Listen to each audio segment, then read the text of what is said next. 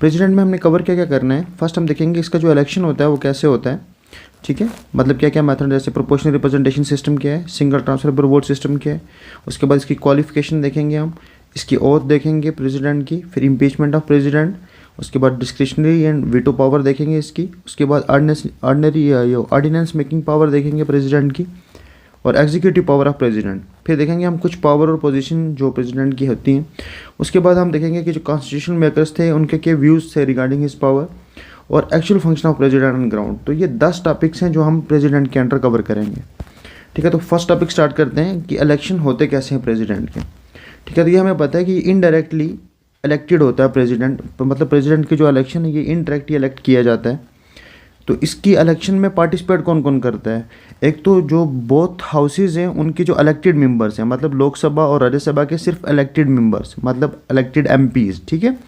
और स्टेट जो स्टेट के लेजिस्लेटिव असेंबली के जो इलेक्टेड एमएलएज होंगे स्टेट लेजिस्लेटिव के सिर्फ, ठीक है, स्टेट लेजिस्लेटिव असेंबली के, लेजिस्लेटिव काउंसिल के नहीं, ठीक है, उसके जो इलेक्टेड मेंबर है वो। उसके बाद 17th अमेंडमेंट एक्ट में क्या हुआ था कि जो स्टेट है ना, स्टेट की डेफिनेशन में 2 जो यूटीज़ हैं वो भी ऐड कर दी थी, एक कौन कौन सी, दिल्ली थी और पौंडीचेरी। ये 70th अमेंडमेंट हुआ है, ये हुआ है अमेंडमेंट एक्ट 1992 के अंडर, ठीक है।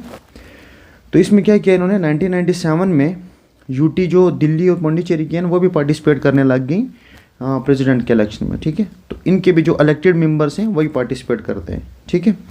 अब बात करते हैं कि जो इनका इलेक्शन होता है वो प्रोपोर्शनल रिप्रेजेंटेशन सिस्टम के थ्रू होता है, ठीक है। और किसकी हेल्प से, एसटीवीएस क्या चीज़ है, सिंगल ट्रांसफरेबल वोटिंग सिस्टम, ये सिस्टम यूज़ होता है और प्रोपोर्शनल रिप्रेजेंटेशन सिस्टम यूज़ होता है, ठीक है। अब हम देखते हैं ये दोनों चीज़ें क्या हैं, ठीक है। और एक चीज़ में याद रखना कि जो वोटिंग होगी ना वो सेक्रेट बैलेट के थ्रू होगी, ठीक है। आपको पता है सेक्रेट बैलेट क्या होता है, कि जिसमें मतलब कोई भी पार्टी नहीं बताएगी कि हम किसको वोट कर रहे हैं, ठीक है। मतलब जब भी आप जाएंगे तो आप बिना किसी को दिखाए वोट कर रहे हैं, तो इसका हो गया सीक्रेट बैलेट। ऊपर से विप भी इशू नहीं की जाती, क्योंकि जो पार्टी होती है वो विप इशू कर सकती है बहुत सारे केसेस में, कि आपने इसको मतलब जो वोटिंग करनी है आपने, वो एक पार्टिकुलर बंदा बता सकती है कि इसको ही आपने वोट करना है, लेकिन वो होता है विप इशू करना पार्टी की तरफ से। तो इसमें विप भी इशू नहीं की जा सकती। और सीक्रेट बैलेट मतलब किसी को कुछ नहीं पता कि कौन किसको वोट डाल रहा है, ठीक है। अब हम देखते हैं ये पीआरएस है क्या है, प्रोपोर्शनल रिप्रेजेंटेशन सिस्टम क्या चीज़ है, ठीक है। अब इसको समझने के लिए देखेंगे, देखो हमारे पास आपको पता है इतनी सारी स्टेट्स हैं, हर स्टेट में जो स्ट्रेंथ है एमएलएज की और एमपीज़ की वो डिफरेंट है, ठीक है। तो अगर हम एक एमएलए को या एक एमपी को, सॉरी क्योंकि एमपी और एमएलए हो रहे हैं, मतलब एमएलए भी पार्टिसिपेट कर रहा है और एमपी भी पार्टिसिपेट कर रहा है। अगर हम एमएलए की जो वोटिंग है ना, मतलब उसके एक वोट को एक ही मानेंगे और एमपी के एक वोट को एक ही मानेंगे, तो वो तो नाइंसाफ़ी हो जाएगी, ठीक है। तो प्रोपोर्शनल रिप्रेजेंटेशन का सिस्टम का मतलब यही है कि हम प्रोपोर्शनल निकाल के एक प्रोपोर्शन निकालेंगे, उसमें एमएलए और एमपीज़ की जो वैल्यूज़ है ना, उनके वोट की जो वैल्यू है वो हम मतलब उसका नंबर हम एक फार्मूले से ड्राइव करेंगे। वो कैसे करते हैं, सबसे पहले हम देखते हैं कि उस स्टेट की पॉपुलेशन कितनी है। 1971 का सेंसस यूज़ किया जाता है पॉपुलेशन देखने के लिए, ठीक है। तो मान लो कि किसी स्टेट की जो पॉपुलेशन है उसको हम डिवाइड करते हैं कि वहाँ पे total number of elected MLAs कितने हैं, ठीक है, और उसको मल्टीप्लाई किया जाता है 1/1000 से। तो यहाँ से निकल जाती है हमारे पास value of the vote of 1 MLA, ठीक है। ऐसे ही हम एमपी की भी वैल्यू निकालते हैं, ठीक है। तो उसमें क्या करते हैं कि जितनी ये वैल्यूज़ निकल रही है ना एक एमएलए की, तो सारे इलेक्टेड एमएलएज की वैल्यूज़ निकाल के, ठीक है, उसको मतलब उन से मल्टीप्लाई करके वो निकाल के divide by number of elected MLAs निकालते हैं। तो वहाँ से वैल्यू ऑफ 1 एमपी भी पता चल जाता है और हमें एमएलएज का भी पता चल जाता है। अब इसमें आप देखेंगे, इसमें मैं एक एग्जांपल लूँगा, उसमें आप एक चीज़ नोट करोगे कि क्या हो रहा है कि जो सबमिशन होगा ना किस किस का, जो एमएलएज का हम पूरा वो निकालेंगे कि उनकी वो मतलब वोट का जो हम उनकी जो वोट की वैल्यू है उसका सबमिशन देखना आप एमपी की सबमिशन के बराबर आएगा। मैं बताता हूँ कैसे। तो हम एक एग्जांपल ले लेते हैं, जैसे मान लो हमारे पास कोई स्टेट है जिसमें टोटल नंबर ऑफ़ जो एमएलए हैं वो हैं 50, ठीक है। कोई एक स्टेट मान लेते हैं, ए स्टेट है, उसमें एमएलए की स्ट्रेंथ टोटल कितनी है 50 है, और वहाँ की जो पॉपुलेशन है वो मान लो 1 लाख है, ठीक है। कितनी है 1 लाख। अब हम देखेंगे कि जो एक एमएलए की वैल्यू होगी ना वोट की, वो किसके इक्वल होगी?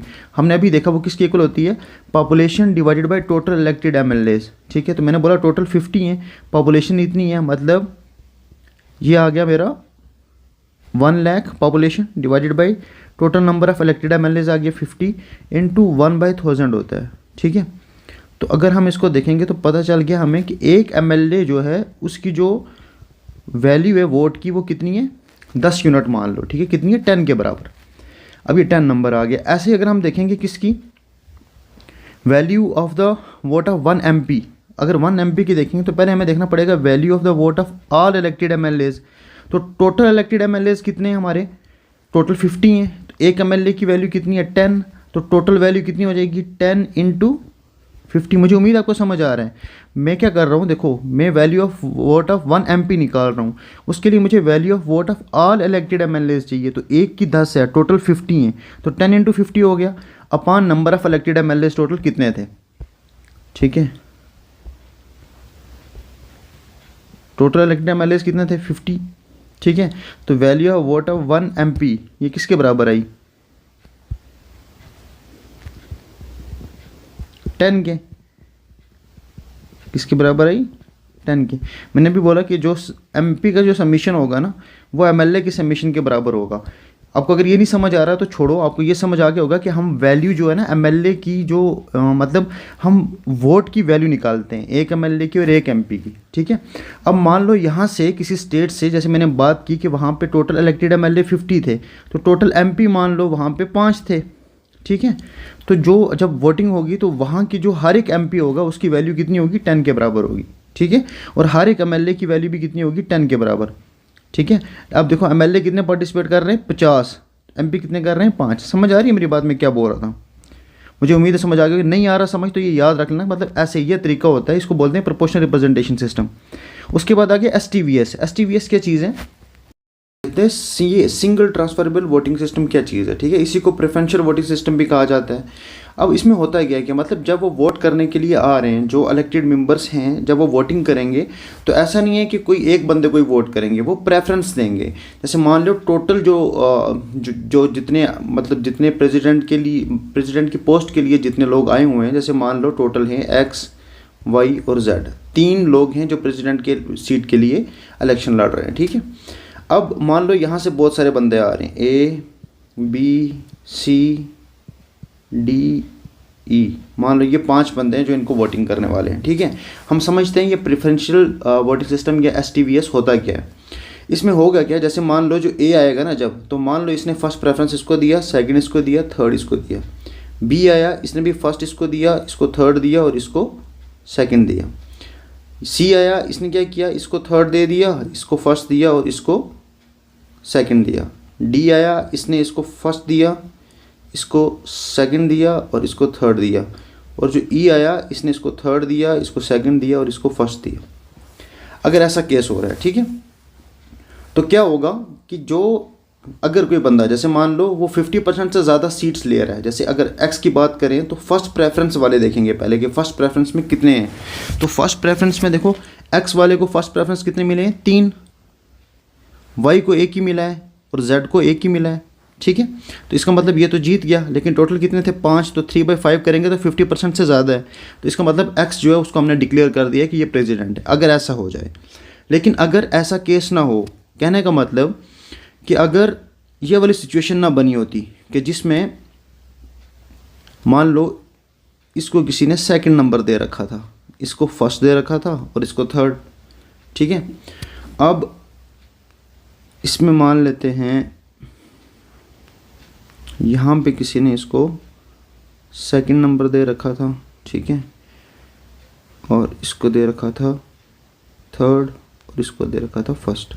ठीक है, अब देखो इस केस में X को फर्स्ट प्रेफरेंस 1 ने दी है, यहाँ पे 2 ने दी है और यहाँ पे भी 2 ने दी है। तो कोई भी बंदा ऐसा नहीं आ रहा है जो 50% से ज़्यादा सीट ले रहा हो। ठीक है, 50% से ज़्यादा वोट ले रहा हो। तो अब इस केस में क्या करेंगे, इस केस में हम देखेंगे जो जिसने ऐसा बंदा जिसने मतलब फर्स्ट प्रेफरेंस सबसे कम किसकी हैं, X की हैं। ठीक है, तो हम इसकी जो ये फर्स्ट प्रेफरेंस है ना, इसको उड़ा देंगे। क्या मतलब हुआ इसका? इसका मतलब ये हुआ कि इसकी जो ये फर्स्ट प्रेफरेंस थी ना, ये उड़ जाएगी यहाँ से, और क्योंकि सबसे कम इसी को मिला हुआ है फर्स्ट प्रेफरेंस, तो ये फर्स्ट प्रेफरेंस सेकंड वाले को ट्रांसफ़र हो जाएगा। ठीक है, अब देखो फर्स्ट प्रेफरेंस किसके पास है? इसके पास तो 0 हो गया, इसके पास 1 2 3, ठीक है, और इसके पास कितने हैं? 2 ही हैं, तो ये हो गया हमारा विनर। समझ आया हो क्या रहा है? तो अगर नहीं आ रहा एक बार दोबारा देख लो क्या किया मैंने इसमें, ठीक है। तो मुझे उम्मीद आपको समझ आ गया कि इसको बोलते हैं हम प्रेफरेंशियल वोटिंग सिस्टम या फिर STVS, मतलब सिंगल ट्रांसफरेबल वोटिंग सिस्टम। ठीक है, इसमें मतलब हर किसी के पास राइट होता है कि वो जितनी प्रेफरेंसेस दे सकता है देगा। ठीक है, जितने कैंडिडेट्स होंगे उतनी प्रेफरेंसेस वो देगा। ठीक है, उसके बाद अगर बात करें जैसे मैंने बोला कि अगर 50% से ज़्यादा होंगे तो वो इलेक्ट हो जाएगा। अगर ऐसा केस ना हो तो क्या होगा? तो वो कैंडिडेट जो least number of first preferences होंगे, जैसे मैंने बताया था, ठीक है, उसको हम एलिमिनेट कर देते हैं। तो फिर जो देखते हैं कि मेजॉरिटी 50% चेक की जाती है कि किसी को अगर मिल रही है तो उसको डाल देंगे हम उसमें। ठीक है, मुझे उम्मीद आपको समझ आ रहा होगा ये क्या हो रहा है इसमें। उसके बाद इसमें 2 चीज़ें और याद रख लेना, जैसे सेक्रेटरी जनरल जो होता है किसका? लोकसभा का। सेक्रेटरी जनरल किसका? लोकसभा का। Secretary general of Lok Sabha and Rajya Sabha ex officio returning officer किसके? जब प्रेसिडेंशियल और वाइस प्रेसिडेंशियल के इलेक्शंस होंगे ना, उस टाइम पे रिटर्निंग ऑफिसर कौन होते हैं? जो सेक्रेटरी होते हैं लोकसभा और राज्यसभा के। आपको पता होगा जो लोकसभा की सेक्रेटरेट होती है ना, और राज्यसभा की सेक्रेटरेट, मान लो ये लोकसभा की सेक्रेटरेट है और ये राज्यसभा की सेक्रेटरेट है, इस पर सबसे टॉप पे जो पोस्ट होती है ना, ठीक है, उसको बोलते हैं हम सेक्रेटरी। ठीक है, या इस ऑफिसर ही होते हैं जनरली। तो ये जो सेक्रेटरी है ना, ये होते हैं ex officio returning officer president और वाइस प्रेसिडेंट के इलेक्शन के टाइम पे। उसके बाद देखो हर कोई ऐसा नहीं है कि मतलब मेरी मर्जी आ जाए और मैं बोलूँ कि मुझे प्रेसिडेंट बनना है। ठीक है, प्रेसिडेंट बनने के लिए जो नॉमिनेशन पेपर है ना, उसमें जो बैकिंग चाहिए वो 50 इलेक्टर्स कम से कम उनके होने चाहिए। मतलब 50 लोगों की, 50 MPs की उनको बैकिंग होनी चाहिए, और उन 50 को और 50 की बैकिंग होनी चाहिए, तभी कोई बंदा प्रेसिडेंट के इलेक्शन के लिए अप्लाई कर सकता है। ठीक है, तो नॉमिनेशन पेपर्स के लिए ये कंडीशन है। ठीक है, तो यही वाली कंडीशन वाइस प्रेसिडेंट के केस में 20 इलेक्टर्स हैं, यहाँ पे भी 20 हैं। ठीक है, अब अगर बात करें, जैसे मान लो कुछ डिस्प्यूट हो गया है, प्रेसिडेंशियल इलेक्शन के रिलेटिव कुछ डिस्प्यूट हो गया, तो सुप्रीम कोर्ट का जो डिसीजन होगा ना, वही फाइनल और बाइंडिंग होगा। ठीक है, और ऐसा मान लो कि किसी ने पहले शुरू में मान लो कोई प्रेसिडेंट बन गया, ठीक है, और बाद में पता चला कि सुप्रीम कोर्ट का डिसीजन आया कि ये प्रेसिडेंट नहीं बनना चाहिए था, ये गलती से बना, या जो भी, मतलब तो क्या जो प्रेसिडेंट ने उस टाइम तक, जितने टाइम पीरियड तक वो प्रेसिडेंट रहा, तो क्या उस पीरियड के जितने भी डिसीजंस होंगे वो बैक हो जाएंगे? ऐसा नहीं होता है। ठीक है, जितने उसने डिसीजन लिए हैं वो वैलिड रहेंगे जितने होंगे। ठीक है, तो ये था हमारा फर्स्ट टॉपिक। फिर हम सेकंड देखेंगे इसकी क्वालिफिकेशन। अब सो क्वालिफिकेशन की बात करें तो सबसे पहली बात सिटीज़न होना ज़रूरी है, इंडियन सिटीज़न होना ज़रूरी है। दूसरा जो उसकी एज होगी वो 35 ईयर्स से इक्वल आर बड़ा होना चाहिए। ठीक है, 35 ईयर्स या उससे बड़ा, और वो MP बनने के एलिजिबल होना चाहिए। ठीक है, जो MP बनने की क्वालिफिकेशंस होती हैं, एलिजिबिलिटीज़, वो उसमें फॉल करना चाहिए। और फोर्थ ये है कि वो कोई ऑफिस ऑफ प्रॉफिट होल्ड ना करता हो। अभी ऑफिस ऑफ प्रॉफिट होता है क्या है, इसके ऊपर अलग अलग टाइम पे सुप्रीम कोर्ट ने अलग अलग कुछ ऑफिस को ऑफिस ऑफ प्रॉफिट कहा है, कुछ को कहा है कि ये ऑफिस ऑफ प्रॉफिट नहीं है। तो वो वाले मैं बता देता हूँ। जैसे प्रेसिडेंट अगर कोई पहले से है तो वो ऑफिस ऑफ प्रॉफिट नहीं माना जाता है। ठीक है, ऐसे ही मान लो कोई वाइस प्रेसिडेंट है या गवर्नर है किसी स्टेट का, ठीक है, या कोई मिनिस्टर है यूनियन या स्टेट का, ठीक है, तो उनको माना जाता है कि ये मतलब ऑफिस ऑफ प्रॉफिट होल्ड नहीं कर रहे हैं। ठीक है, अब मान लो कि जो बंदा प्रेसिडेंट के लिए सेलेक्ट हुआ है, प्रेसिडेंट के लिए इलेक्ट हुआ है, सॉरी, तो प्रेसिडेंट के लिए इलेक्शन मतलब जो इलेक्ट हुआ है, तो वो अगर वो कोई MP था, मतलब पहले से MP था वो, तो जो उसकी MP की सीट होगी उसका क्या होगा? ठीक है, तो सबसे पहले तो उसे वो वैकेट करनी पड़ेगी सीट। ठीक है, ऑफिस में आने से पहले, ठीक है, वो सीट उसको वैकेट करनी पड़ेगी। इसके बाद बात करते हैं ओथ की। तो आर्टिकल 60 के अंडर ओथ का जिक्र है। उसमें अब इसकी ओथ कंडक्ट कौन करवाता है? Chief justice of India. ठीक है, जो टर्म होती है वो कितनी होती है? 5 ईयर्स। ये कौन से आर्टिकल में लिखा है? आर्टिकल 56 में। ठीक है, ये मेंशन है कि 5 ईयर्स उसकी टर्म होगी। उसके बाद अगर बात करें, मान लो किसी वजह से या इससे पहले ये देख लेते हैं कि मतलब कितनी बार वो री इलेक्ट हो सकता है। कोई प्रेसिडेंट, मान लो अभी जो प्रेसिडेंट है वो कितनी बार री इलेक्ट हो गया आ सकता है, तो n नंबर ऑफ टाइम्स। ठीक है, उसमें कोई रिस्ट्रिक्शन नहीं है। और मान लो कि किसी वजह से उसकी जो सीट है वो वैकेंट हो जाती है, मान लो उसकी डेथ हो जाती है, ठीक है, या वो रिज़ाइन कर देता है या उसकी इम्पीचमेंट हो जाती है, तो उस केस में ऑफिस तो खाली हो जाएगा, मतलब सीट वैकेट हो जाएगी। तो नेक्स्ट प्रेसिडेंट कौन होगा? तो पहली बात ये कि जो नेक्स्ट प्रेसिडेंट होगा ना, उसके जो इलेक्शन है 6 मंथ के अंदर अंदर करवाने होते हैं। लेकिन इस 6 मंथ तक जो वहाँ पे ऑफिस को होल्ड कौन करेगा? Vice president. उसकी ओथ कौन लेगा? सीजीआई, ठीक है। और मान लो किसी वजह से वाइस प्रेसिडेंट भी वहाँ पे मौजूद नहीं है, उसकी भी कुछ और मसला हो जाता है उसके साथ, तो उसके बाद सीजीआई जो है वो एक्ट करता है एज ए प्रेसिडेंट, ठीक है।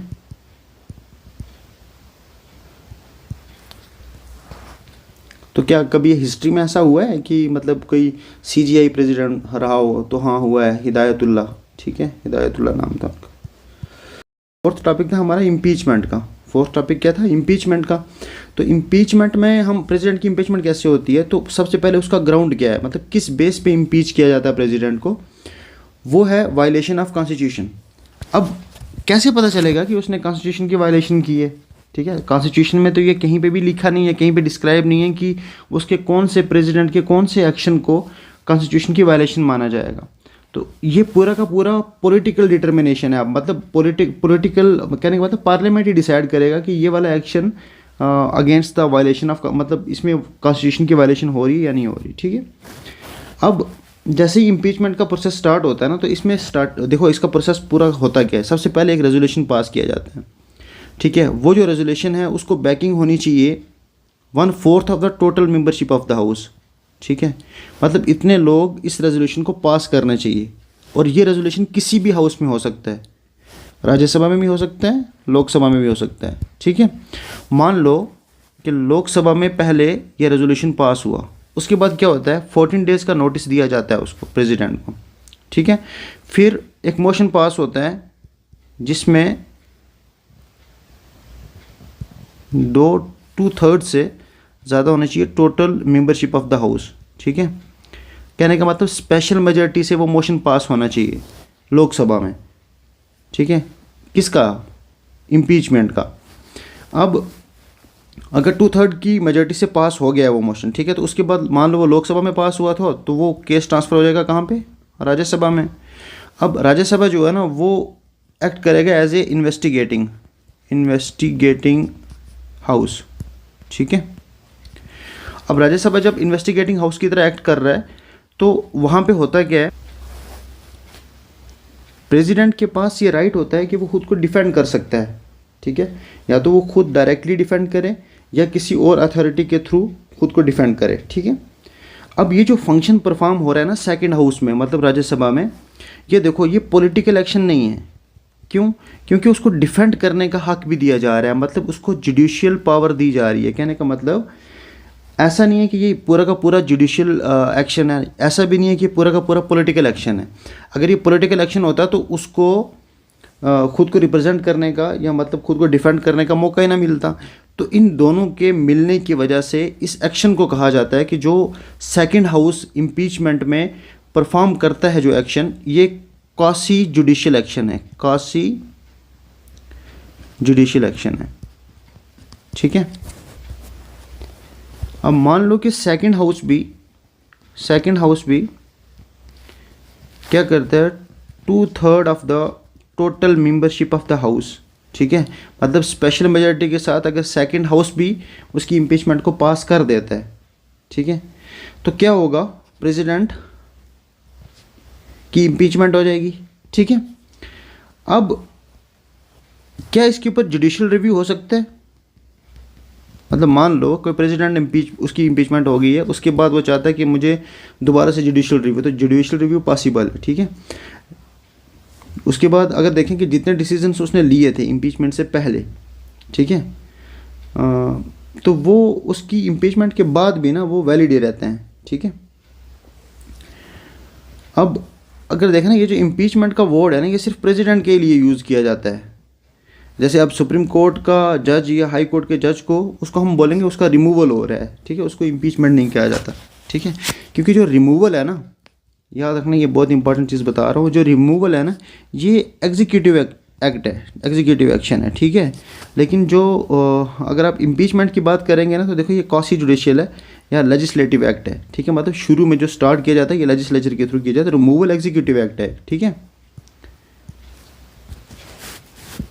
फिफ्थ टॉपिक देखते हैं, discretionary and veto power of the president. इसमें सबसे पहले देखते हैं जो बिल्स की टाइप के कौन से होती हैं। हमें पता है एक तो कॉन्स्टिट्यूशनल अमेंडमेंट बिल हो गया, मनी बिल हो गया और ऑर्डिनरी या फाइनेंशियल बिल हो गया, ठीक है। अब जो इसके पास वीटो होती है वो 3 टाइप की होती है, एक एब्सोल्यूट, एक सस्पेंसिव और एक पॉकेट, ठीक है। अब देखते हैं ये होता क्या क्या है और कहाँ कहाँ पे यूज़ करते हैं इनको। अगर हम कॉन्स्टिट्यूशनल अमेंडमेंट बिल की बात करें, कॉन्स्टिट्यूशनल अमेंडमेंट बिल की बात करें, तो यहाँ पे प्रेसिडेंट के पास कोई चॉइस नहीं होती, उसको असेंट देना ही पड़ता है, ठीक है, कॉन्स्टिट्यूशनल अमेंडमेंट बिल के, क्योंकि under article 368 he has to give assent, ठीक है। उसके बाद बात करते हैं मनी बिल की। तो ये कन्वेंशन चली आ रही है कि मनी बिल के केस में वो एब्सोल्यूट वीटो का यूज़ कर सकता है, लेकिन एब्सोल्यूट वीटो जो है वो तभी पॉसिबल है जब COM की रजामंदी हो, काउंसिल ऑफ मिनिस्टर की रजामंदी हो, मतलब COM की एड मतलब उनकी हेल्प से ही अगर COM बोलेंगे प्रेसिडेंट को तभी वो एब्सोल्यूट वीटो जो है वो यूज़ करेगा और मनी बिल को वो विदहोल्ड कर सकता है, ठीक है। उसके बाद ऑर्डिनरी और फाइनेंशियल बिल की बात करें, अगर इसमें देखो फाइनेंशियल बिल या ऑर्डिनरी बिल के केस में ना 4 ऑप्शंस होते हैं प्रेसिडेंट के पास। देखो मनी बिल के केस में अगर COM बोलेंगे तो मनी बिल ऐसे तो उसको पास करना ही पड़ता है मनी बिल प्रेसिडेंट को, ठीक है, उसको असेंट देना ही होगा। लेकिन अगर COM बोल देंगे तो वो एब्सोल्यूट वीटो यूज़ करके मनी बिल को भी खारिज कर सकता है। लेकिन अगर ऑर्डिनरी और फाइनेंशियल बिल की बात करें, इसमें अब प्रेसिडेंट के पास 4 ऑप्शंस होते हैं, या तो उसको एसेंट दे देगा और वो एक्ट बन जाएगा, ठीक है, या उसको वो विद होल्ड कर लेगा, जिसको हम एब्सोल्यूट वीटो बोल रहे हैं। लेकिन ये किसकी हेल्प से होगा? COM की हेल्प से होगा। या फिर वो 2 वीटो और यूज़ कर सकता है, उसके पास 2 ऑप्शंस और हैं। पहला क्या है कि वो पार्लियामेंट को वापस भेज दे उसको, ठीक है, कि इसको रिकन्सिडर करो, तो उसमें वो अपनी सजेशन भी दे सकता है, नहीं भी देगा तो अपनी मर्जी है। लेकिन इसमें एक मसला होता है कि अगर पार्लियामेंट दोबारा से पहली बार ही सिर्फ भेज सकता है उसको, ठीक है, सस्पेंसिव वीटो सिर्फ एक बार ही यूज़ होती है। एक बार उसने सस्पेंड कर दिया कि मतलब अब इसमें या तो इसमें चेंज करो कुछ या फिर मतलब इसको मॉडिफाई करके दो। अब होता क्या है कि अगर बाई चांस मतलब पार्लियामेंट उसको सेकंड बार दे देता है, चाहे उसमें कुछ चेंज करे या ना करे, तो वो पार्लियामेंट को उस पर असेंट देना ही होता है। तो जो सस्पेंसिव वीटो है वो एक बार ही यूज़ होता है, इसमें COM की एडवाइस की ज़रूरत नहीं होती है, ठीक है। ये प्रेसिडेंट की अपनी पावर मान लो आप। उसके बाद ऐसा कर सकता है कि वो उसको टेबल पे ही पड़ा रहने दे, जिसको पॉकेट वीटो बोलते हैं, ठीक है। तो मतलब वो वहीं पे पड़ा हुआ है केस, ठीक है, फॉर इंडेफिनेट पीरियड, तो इसको बोलते हैं पॉकेट वीटो, ठीक है। उसके बाद बात करें अगर डिस्क्रिशनरी पावर्स की, ठीक है, फिफ्थ, इसमें हमने क्या क्या देखा है। अच्छा, वीटो पावर होगी, इसकी बात करते हैं डिस्क्रिशनरी पावर। हम डिस्क्रिशनरी पावर की बात करें प्रेसिडेंट की, तो उसमें देखो ऐसे कॉन्स्टिट्यूशन में एक्सप्लिसिटली तो कहीं पे मेंशन नहीं है कि प्रेसिडेंट की कौन कौन सी पावर्स हैं, ठीक है। लेकिन ये है कि मतलब बहुत सारे ऐसे आर्टिकल्स हैं जिनके अंदर उसकी जो डिस्क्रिशनरी पावर है वो नज़र आती है कि प्रेसिडेंट की कुछ ना कुछ है। क्योंकि अब अगर देखा जाए तो प्रेसिडेंट जो है वो हेड ऑफ स्टेट है, ठीक है, मतलब कॉन्स्टिट्यूशनल हेड है स्टेट का, ठीक है। अब अगर देखा जाए तो इसमें हम देखते हैं कि कौन कौन से ऐसे आर्टिकल्स हैं जिनके अंदर हम निकाल सकते हैं कि हाँ यहाँ पे जो पावर है वो प्रेसिडेंट की है। जैसे आर्टिकल 74 की बात करें तो ये क्या बोलता है कि जो काउंसिल ऑफ मिनिस्टर है ना, ठीक है, PM के साथ वो एड एंड एडवाइस करेंगे किसको? प्रेसिडेंट को, ठीक है, मतलब किसी भी मसले में कौन? COM। लेकिन इसमें ये कहीं पे भी लिखा नहीं था कि मतलब कॉन्स्टिट्यूशन में ये कहीं पे नहीं लिखा था कि मतलब इस स्टेटमेंट में आर्टिकल की 74 में कि जो प्रेसिडेंट है वो बाउंड होगा उस एडवाइस से, ठीक है। अब देखो कहने का मतलब ये है कि आर्टिकल 74 जो है वो काउंसिल ऑफ मिनिस्टर और PM वो किसको एडवाइस कर रहे हैं? प्रेसिडेंट को, कि ये काम करना है, ये नहीं करना है। लेकिन क्या प्रेसिडेंट उस पर बाउंड है या नहीं, ये कहीं पे भी मेंशन नहीं था। तो प्रेसिडेंट नहीं मानते थे COM की, ठीक है, क्योंकि कहीं पे लिखा नहीं था। अब 42nd अमेंडमेंट 1976 में की गई, उसमें कहा गया, जब इस 74 अमेंडमेंट इसमें किया गया कि प्रेसिडेंट अब क्या होगा कि बाउंड होगा, कि जो COM एडवाइस करेंगे, ठीक है, उसको उसी हिसाब से काम करना पड़ेगा। ये अमेंडमेंट हुई 42nd अमेंडमेंट 1976 में। फिर 78 में 44th अमेंडमेंट में सेम उसकी लैंग्वेज चेंज करके कहा गया कि अब क्या होगा कि जो COM है ना, वो उसको एडवाइस करेंगे, तो प्रेसिडेंट जो है ना वो उनसे पूछ सकता है कि एक बार कह सकता है कि इसको रिकंसिडर करो, ठीक है। लेकिन मर्जी किन की चलेगी? COM की। रिकंसिडरेशन के लिए बोल सकता है बस, ठीक है। तो कहने का मतलब डिस्क्रिशनरी पावर है, थोड़ी बहुत ही छुपी हुई थी पहले, अब तो वो भी ख़त्म हो गई यहाँ तक आते आते, ठीक है। अब उसके बाद आर्टिकल 78 की बात करते हैं। इसमें ये क्या बोलता है कि जो PM है ना, उसकी ये ड्यूटी है कि वो इन्फॉर्म करे प्रेसिडेंट को कि जितने भी अफेयर्स हैं ना एडमिनिस्ट्रेशन के, या जितने भी प्रपोज लेजिस्लेशन हैं, सब के बारे में प्रेसिडेंट को पता होना चाहिए। यह ना हो प्रेसिडेंट कहीं बाहर किसी कंट्री में गया है और वहाँ पे पता चल रहा है कि अच्छा हमारी कंट्री में ये चल रहा है, प्राइम मिनिस्टर ने ये वाला फैसला लिया और प्रेसिडेंट को पता ही नहीं, ठीक है। तो मतलब एक किस्म का इन्फॉर्म्ड रहने के लिए ये आर्टिकल 78 ये बोलता है। ऐसे आर्टिकल 85 की बात करें तो ये क्या बोलता है कि देखो, हमें पता है कि जैसे जो सेशंस होते हैं ना हमारे, उनके बीच में जनरली 3 मंथ का पीरियड होता है, ठीक है। तो मैक्सिमम अगर 6 मंथ एक्सीड कर जाए, ठीक है, 2 सेशंस के बीच में, उस टाइम पे प्रेसिडेंट जो है वो समन कर सकता है, ठीक है, उनको कॉल कर सकता है कि आओ, और ये पावर होती है इसके पास, ठीक है, उनको बुला सकता है कि आओ और सेशन, पार्लियामेंट के सेशंस के लिए, ठीक है। अब इसमें भी देखो, अगर आप देखोगे ना तो जनरली होता क्या है कि जब भी सेशन होता है तो COM की एडवाइस पे ही प्रेसिडेंट उनको समन करता है, ठीक है। लेकिन अगर 6 मंथ से बढ़ जाएंगे तब प्रेसिडेंट के पास ये पावर है अंडर आर्टिकल 85, ठीक है।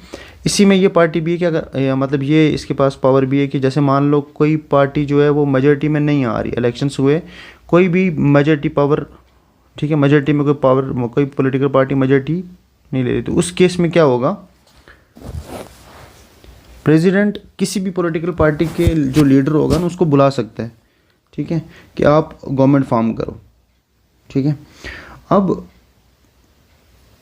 जो प्रेसिडेंट है ना, असल में वो बाउंड होता है कि जो COM एडवाइस करेंगे उसी हिसाब से उसने, जैसे मान लो लोकसभा की डिज़ोल्व करना है तो ठीक है, तो ये COM की एडवाइस पे ही हो सकता है। लेकिन अगर COM जो हैं वो मेजॉरिटी में हो, अगर नहीं होंगे तो फिर वो डिज़ोल्व भी कर सकता है। तो ये प्रेसिडेंट के पावर आ गई। सस्पेंसिव और पॉकेट वेटो हमने डिस्कस किया, ये इसके पास डिस्क्रिशनरी पावर है, ठीक है। उसके बाद राइट टू वार्न और या एनकरेज, किसको? COM को, काउंसिल ऑफ मिनिस्टर को या तो वार्न कर सकता है, ठीक है। ये कन्वेंशन है, ऐसा नहीं किसी आर्टिकल में, ये कन्वेंशन के थ्रू चला आ रहा है कि कई बार वार्न भी करते हैं या एनकरेज करते हैं, ठीक है। और लास्ट वाला है कि केयर टेकर गवर्नमेंट के टाइम पे, मतलब जैसे मान लो कि जब मतलब जो एडमिनिस्ट्रेशन के डिसीजंस हैं ना वो डे बाय डे लिए जा रहे हैं, ठीक है, केयर टेकर गवर्नमेंट काम कर रही है, ठीक है, क्योंकि कोई भी मेजॉरिटी में नहीं थी, तो उस टाइम पे जो जितने भी डिसीजंस होंगे वो कौन लेगा? मतलब प्रेसिडेंट डिसाइड करेगा कि ये वाला डिसीजन लेना चाहिए या नहीं लेना चाहिए। तो उस टाइम पे प्रेसिडेंट के पास पूरी पावर होती है जब केयर टेकर गवर्नमेंट हो, ठीक है। उसके बाद आर्टिकल 78C में ये क्या है, ये बोलते हैं कि अब जो इंडिविजुअल डिसीजन होगा ना किसी मिनिस्टर का, तो प्रेसिडेंट चाहे तो उसके डिसीजन को कलेक्टिव डिसीजन मान सकता है कि COM का डिसीजन यही है, क्योंकि कलेक्टिव रिस्पॉन्सिबिलिटी जो लोकसभा की है उसके मद्देनज़र प्रेसिडेंट के पास ये पावर है कि मान लो किसी मिनिस्टर ने कोई बयान दिया है, ठीक है, कि ये चीज़ें हम कर रहे हैं, तो उस अगर वो मिनिस्टर बयान दे रहा है तो मतलब माना जाता है कि ये COM का फैसला है, ठीक है। तो ये पावर भी इसके पास है। तो कहने का मतलब डिस्क्रिशनरी पावर का मतलब ये है कि मतलब छुपी छुपाई पावर्स हैं, ठीक है, बिल्कुल एक्सप्लिसिटली कहीं पे भी मेंशन नहीं है जो इसकी पावर्स है ना, उसकी कहीं भी एक्सप्लिसिटली कॉन्स्टिट्यूशन में मेंशन नहीं है। तो मतलब जो कुछ भी कर रहा है वो काउंसिल ऑफ मिनिस्टर की एडवाइस पे ही कर रहा है। बात करते हैं ऑर्डिनेंस मेकिंग पावर। प्रेसिडेंट के पास ये जो होती है, ये आर्टिकल 123 के थ्रू प्रेसिडेंट के पास और आर्टिकल 212 के थ्रू गवर्नर के पास ये पावर होती है ऑर्डिनेंस मेकिंग की, ठीक है। ऑर्डिनेंस मेकिंग इसकी ज़रूरत क्यों है कि जैसे मान लो कुछ इमीडिएट लॉ बनाना है, ठीक है, इमीडिएट लॉ मेकिंग ज़रूरत आ गई है, तो क्योंकि इसका जो ऑर्डिनेंस जो पास होता है, जो प्रेसिडेंट ऑर्डिनेंस पास करता है, उसकी जो मतलब पावर होती है वो सेम ऐसे ही होती है जैसे कोई लॉ पास हुआ है, ठीक है, कोई एक्ट पास हुआ है, सेम वैसे ही होता है। अब एक केस था DC वाधवा केस, ठीक है, उसने ये बात की थी DC वाधवा केस कि ऑर्डिनेंस का जो है ना वो बहुत ज़्यादा मिसयूज़ हो रहा है, क्योंकि लॉज टाइम के साथ कम हो रहे हैं, ऑर्डिनेंस टाइम के साथ बढ़े जा रहे हैं, ठीक है। तो अब जैसे मान लो कोई भी इंपॉर्टेंट इशू आ गया है और कोई भी सेशन, जैसे मान लो लोकसभा का सेशन ऑफ चल रहा है, ठीक है, तो उस टाइम पे ला तो बन नहीं सकता, तो ऑर्डिनेंस पास कर देंगे। ठीक है, अब होगा क्या, जब ऑर्डिनेंस पास होता है ना तो ये करता है क्या, या तो ये कोई नया लॉ बनाना उस टाइम पे पास करते हैं, या पहले किसी लॉ को अमेंड करना हो या कुछ रिपील करना हो, पहले कोई इशू ऑर्डिनेंस जो किया हो उसको रिपील करना होगा। ठीक है, अब क्योंकि ये देखो ये मसले हो रहे थे क्योंकि ऑर्डिनेंस का गलत मिसयूज़ हो रहा था, तो मिसयूज़ को बचाने के लिए कुछ सेफ गार्ड्स जो थे ना वो रखे गए। जैसे कि मतलब इसमें पहला यही था कि जो ऑर्डिनेंस है ना it is subject to judicial review. ठीक है, it is subject to judicial review. उसके बाद जो ऑर्डिनेंस होगा it needs to be approved by both the houses within 6 week of reassembly of the house. 6 weeks के अंदर अंदर उसे अप्रूव करना है बोथ हाउसेज को जो ऑर्डिनेंस पास किया है। ठीक है, और असल में जो ऑर्डिनेंस पास होता है ना ये इसके पीछे होता क्या है कि मतलब जो प्रेसिडेंट है वो COM की एडवाइस पे करता है। ठीक है, यस प्रेसिडेंट को लग रहा है कि मतलब प्रेसिडेंट का जो अगर प्रेसिडेंट सेटिस्फाइड है, ठीक है, कि मतलब प्रेसिडेंट की सेटिस्फिकेशन के बेस के ऊपर ऑर्डिनेंस पास किया जाता है। तो सुप्रीम कोर्ट ने ये कहा था कि जो प्रेसिडेंट की सेटिस्फिकेशन है ना वो भी क्वेश्चन की जा सकती है, कि ऐसा नहीं है कि प्रेसिडेंट को लग रहा है और वो ऑर्डिनेंस पास कर रहा है। ठीक है,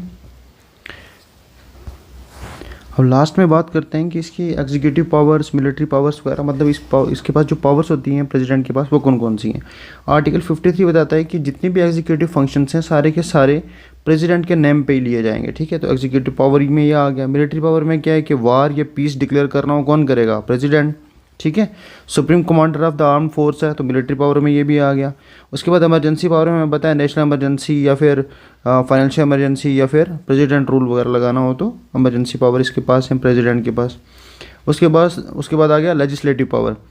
तो अब देखो हमें पता है नॉमिनेट करते हैं राज्यसभा में 12 मेंबर को। ठीक है, पहले 2 मेंबर लोकसभा में भी करता था, कौन करता था, प्रेसिडेंट। ठीक है, तो लेजिस्लेटिव पावर में आ गया। उसके बाद कुछ बिल्स ऐसे हैं जो मतलब पार्लियामेंट में इंट्रोड्यूस नहीं हो सकते अगर प्रेसिडेंट की रिकमेंडेशन नहीं होगी, जैसे मनी बिल है, फाइनेंशियल बिल है। ठीक है, या फिर bill to form new state है। ठीक है, उसके बाद जुडिशियल पावर की बात करें तो हमें पता है CGI को अपॉइंट कौन करता है, प्रेसिडेंट। सुप्रीम कोर्ट और हाई कोर्ट के जजेस को अपॉइंट कौन करता है, प्रेसिडेंट। ठीक है, उसके बाद आता है आर्टिकल 72। ये बहुत इंपॉर्टेंट है। इसमें क्या है कि प्रेसिडेंट के पास पावर है कि वो किसी भी मतलब ऐसा बंदा जिसको मतलब किसी भी बंदे को ये चीज़ें वो ग्रांट कर सकता है। क्या क्या ग्रांट कर सकता है, पार्डन मतलब माफ़ कर सकता है। अगर मतलब कहने का मतलब वो माफ़ किसको करेगा, जैसे मान लो किसी को पनिशमेंट और वो कन्विक्ट हो चुका है, ठीक है, पनिशमेंट मिली है तो उसको माफ़ करवा सकता है कौन, प्रेसिडेंट। किस ग्राउंड पे, ठीक है, ये उसके पास पावर है। ठीक है, पार्डन के थ्रू आर्टिकल 72 के अंडर है। उसके बाद आ गया रिप्रीव। ठीक है, इसमें क्या होता है कि वो जो उसकी मान लो उसकी एग्जीक्यूशन होने वाली थी, उसको फांसी होने वाली थी, उस पर स्टे लगा देगा फॉर ए टेम्परेरी पीरियड, इसको बोलते हैं रिप्रीव। ठीक है, स्टे लगा देना। उसके बाद रिस्पाइट की बात करें, रिस्पाइट में क्या है कि जो पनिशमेंट की डिग्री है ना वो डिक्रीज़ हो जाती है।